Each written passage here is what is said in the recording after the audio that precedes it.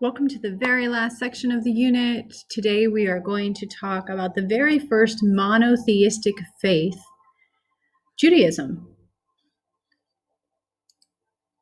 And away we go. The Phoenicians, so this is your Roman numeral 4, it should be going in your notebooks, okay? Roman numeral 4, the origins of Judaism. Don't write the black. And away we go. So setting the stage, the Phoenicians lived in a region at the eastern end of the Mediterranean Sea. Eventually that area will be called Palestine, but when we left off, we were talking about the Phoenicians and they were over here. You probably remember Byblos exported paper, and we talked about Bible getting its name from Byblos. And Sidon and Tyre, they exported dye made out of snails. You guys probably remember that. The Phoenicians were not the only ancient people, though, to live in this area. The Romans had given the area that name after the Philistines, who are another people who happened to live in that region. Canaan, which is another name for this region, Canaan was the ancient home of a group of people called the Hebrews, later called the Jews, and they lived in this area. And their history and their legend and their moral laws are a major influence on Western culture, and they began a tradition also shared by both Christianity and Islam.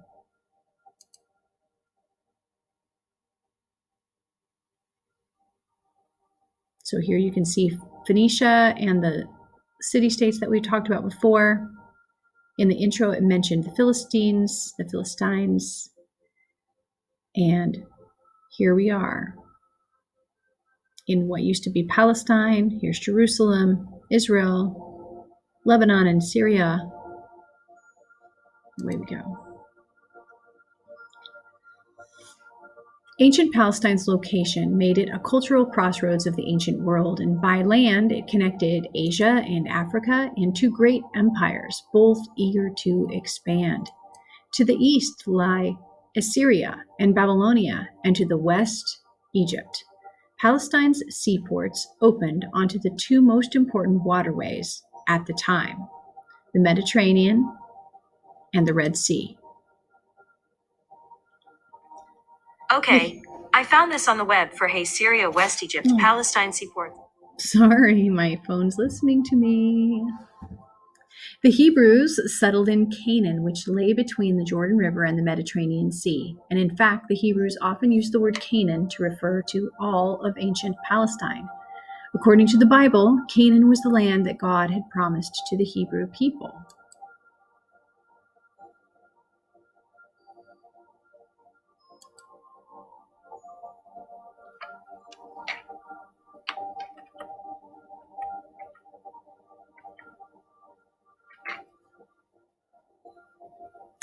From Ur to Egypt. So most of what we know about the early history of the Hebrew people are contained in the first 5 books of the Hebrew Bible. Jews call these books the Torah and consider them the most sacred writings in all of their tradition. Christians also respect these sacred writings. They make up part of the Old Testament. In the Torah, God chose Abraham to be the father of the Hebrew people. God's words to Abraham expressed a promise of land and a pledge. According to Genesis, it says, "Go from your country and your kindred and your father's house to the land that I will show you, and I will make of you a great nation, and I will bless you and make your name great."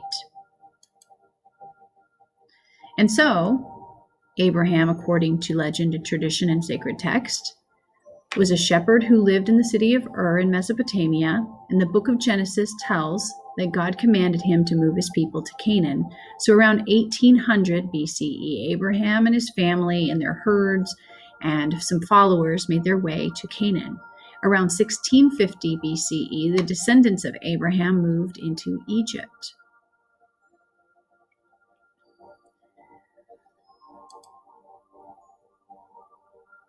So here's Abraham's wanderings, and then of course 150 years later they head into this area, into Egypt.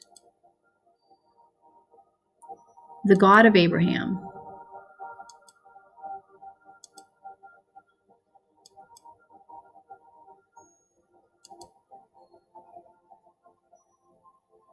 The Bible tells how Abraham and his family roamed for many years from Mesopotamia to Canaan, to Egypt and back to Canaan, and all the while their God, whose name was Yahweh, watched over them. Gods worshipped by other people were often local and often associated with a specific place, and unlike the other groups around them who were polytheists, the Hebrews were monotheists. They prayed only to one God. Monotheism is a belief in a single God and comes from the Greek word mono, meaning one, and the theism, meaning the worship of God. The Hebrews proclaimed that Yahweh as the one and only God, and in their eyes, Yahweh had power over all peoples everywhere. To the Hebrews, God was not a physical being, and no physical images were to be made of him. This is kind of interesting because that is a similarity between the faith of Islam and Judaism to this day. The Hebrews asked Yahweh for protection from their enemies, just as other people prayed to their gods to defend them. And according to the Bible, Yahweh looked after the Hebrews not so much because of ritual ceremony and sacrifices, but because Abraham had promised to obey him. In return, Yahweh had promised to protect Abraham and his descendants. So the mutual promise between God and the founder of the Hebrew people is called a covenant.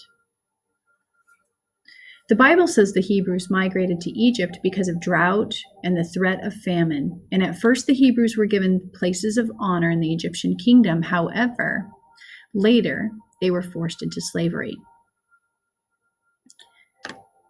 The Hebrews fled Egypt perhaps between 1300 and 1200 BCE. Jews call this event the Exodus, and they remember it every year during Passover.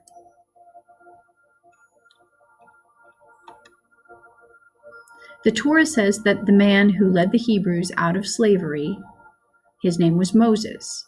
It is told that at the time of Moses' birth, the Egyptian Pharaoh felt threatened by the number of Hebrews in Egypt, and he thus ordered all the Hebrew male babies to be killed.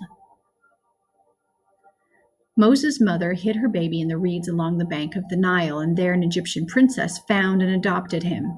Though raised in luxury, he did not forget his Hebrew birth, and when God commanded him to lead the Jews out of Egypt, he obeyed. A new covenant, while the Hebrews were traveling across the Sinai Peninsula, Moses had climbed to the top of Mount Sinai to pray, and the Bible says he spoke to God. And when Moses came down from Mount Sinai, he brought down 2 stone tablets upon which supposedly Yahweh had written the 10 Commandments. The commandments and the other teachings that Moses delivered to the people became the basis for the civil and religious laws of Judaism. The Hebrews believed that the laws formed a new covenant between God and the Hebrew people. And God promised to protect the Hebrews, and they promised to keep the commandments.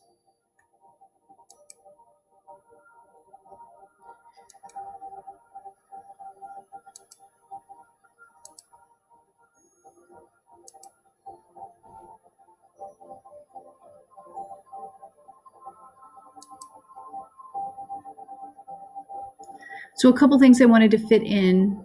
The Torah is kept on a scroll. So the Torah, remember, is the sacred text in Judaism. It makes up part of the Old Testament in the Bible. And in the Judaic tradition, the Torah is kept on a scroll. It is kept housed in a very elaborate, usually decorative Torah case.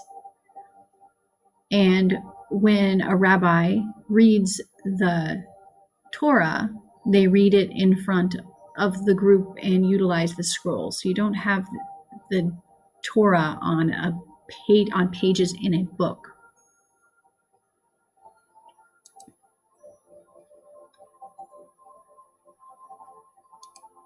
The Torah reports that the Hebrews wandered for 40 years in the Sinai Desert, and later books of the Bible tell about the history of the Hebrews after their wanderings.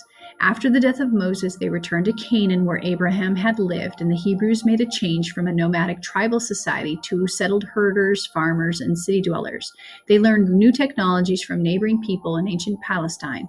And when the Hebrews arrived in Canaan, they were really loosely organized into 12 tribes. These tribes lived in separate territories and were self-governing. And in times of emergency, the Bible reports that God would rise up judges. They would unite the tribes and provide judicial and military leadership during crisis. In the course of time, God chose a series of judges, one of the most prominent of whom was a woman named Deborah. Deborah's leadership was unusual for a Hebrew woman because the roles of men and women are quite separate in Hebrew society. Women could not officiate at religious ceremonies. In general, a Hebrew woman's most important duty was to raise her children and provide moral leadership. The Ten Commandments were also part of a code of laws delivered to Moses. The code included other rules regulating social and religious behavior, and in some ways this code resembled Hammurabi's code with the attitude of an eye for an eye and a tooth for a tooth. However, its strict justice was often softened by expressions of God's mercy. The code was later interpreted by religious teachers called prophets, and those interpretations tended to emphasize greater equality before the law than did the other codes of the time. The prophets constantly urged the Hebrews to stay true to their covenant with God, and the prophets taught the Hebrews had a duty to worship God and live justly with one another. The goal was a moral life in accordance with God's laws, and in the words of the prophet Micah, its sacred text said, "He has told you, O mortal, what is good, and what does the Lord require of you but to do justice and to love kindness and to walk humbly with your God." So the emphasis on right conduct and the worship of one God is called ethical monotheism, a Hebrew idea that has influenced human behavior for thousands of years through Judaism, through Christianity, and through Islam. Last piece. The Kingdom of Israel. Canaan, the land that the Hebrews believed had been promised to them by God, combined largely really harsh features such as arid desert, rocky wilderness, grassy hills, and a dry, hot valley along the Jordan River, with other struggles. Water was never plentiful, even though numerous limestone formations soaked up excess rainfall. After first settling in the south-central area of ancient Palestine, the Hebrews expanded to the north and to the south. Saul and David established a kingdom. The judges that we talked about earlier occasionally pulled together the widely scattered tribes for a united military effort. Nonetheless, the Philistines and other people in the area, we looked at them on a map earlier, threatened the Hebrews' position in ancient Palestine. The Hebrews got along somewhat better with their Canaanite neighbors. Eventually, the only large tribe left of the 12 was a tribe called Judah. As a result, the Hebrews came to be called the Jews and their religion, Judaism. From about 1020 to about 920 BCE, the Hebrews united under 3 able kings, Saul, David, and Solomon. The new kingdom was called Israel, and for 100 years, Israel enjoyed its greatest period of power and independence. Saul, the first of the 3 kings, was chosen largely because of his success in driving out the Philistines from the central hills of ancient Palestine. Saul is portrayed in the Bible as a tragic man who was given to bouts of jealousy. After his death, he was succeeded by his son-in-law, David. King David was extremely popular. He united the tribes, established Jerusalem as the capital, and founded a dynasty.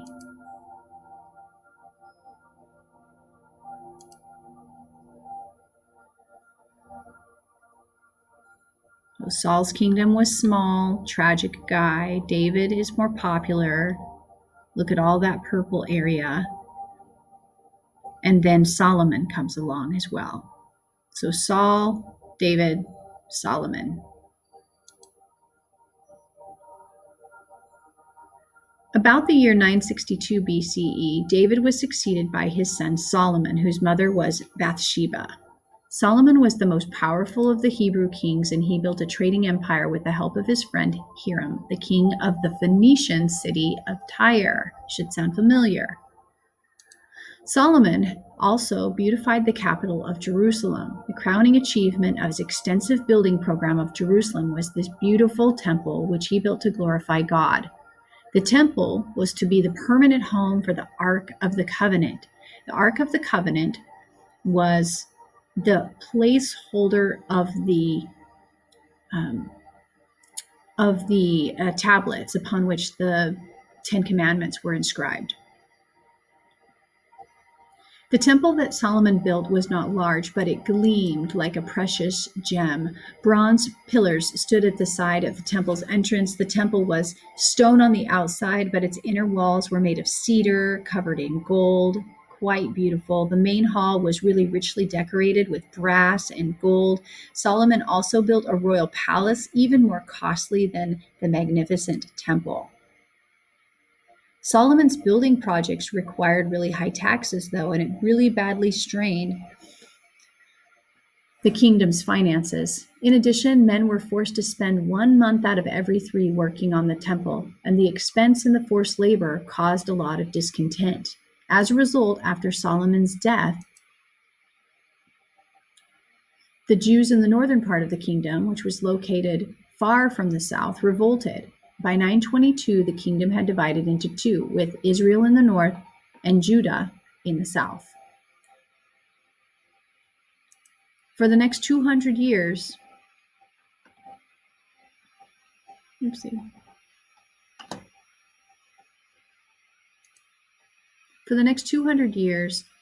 it was a confusing time for the 2 kingdoms of Israel and Judah. Sometimes they were fighting against each other, and sometimes they joined together to fight common enemies, but each of the kingdoms had periods of prosperity followed by low periods of conflict and decline. Disaster finally struck as the 2 kingdoms lost their independence. In 738 BC, both Israel and Judah had to start paying tribute, which is peace money paid by a weaker power to a stronger one, to Assyria. And by paying the tribute, Israel and Judah hoped to ensure that the mighty Assyrian Empire wouldn't attack them. But the tribute was not enough, and in 725, the Assyrians began a relentless siege of Samaria, the capital of Israel. By 722, the whole northern part of the kingdom had fallen to the Assyrians' ferocious assault. The southern kingdom of Judah resisted for another 150 years before it too was destroyed. The destruction of Judah was to come at the hands of the Babylonians. After conquering Israel,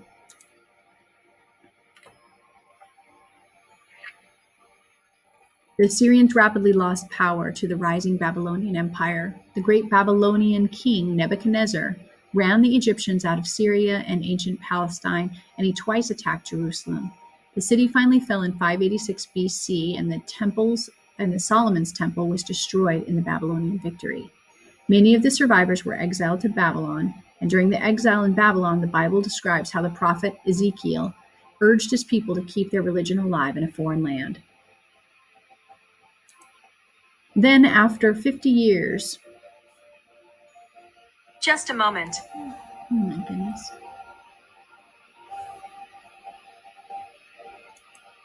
Working on that. Then, after 50 years after the fall of Judah, another great change of fortune occurred. In 539 BCE, the Persian king Cyrus the Great conquered Babylon. The next year, Cyrus allowed about 40,000 exiles to return to Jerusalem to rebuild the temple. Many, however, stayed in Babylonia. Work on a second temple was completed in 515 BCE, and the walls of Jerusalem were rebuilt in 445. Soon, however, other empires dominated the region. First the Persians, then the Greeks, then the Romans, and these new empires would take control of both ancient Palestine and the destiny of the Jewish people.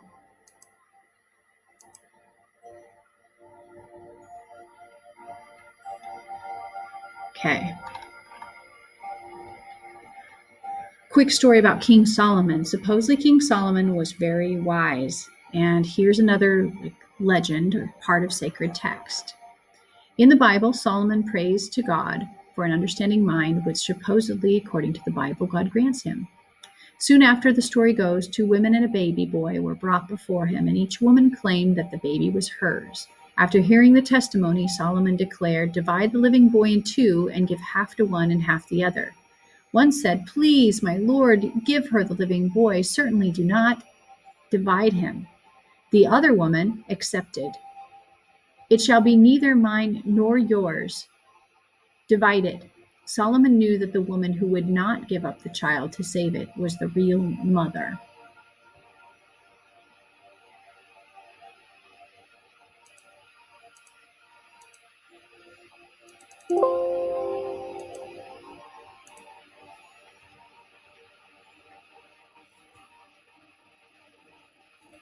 All right, this image is not going away.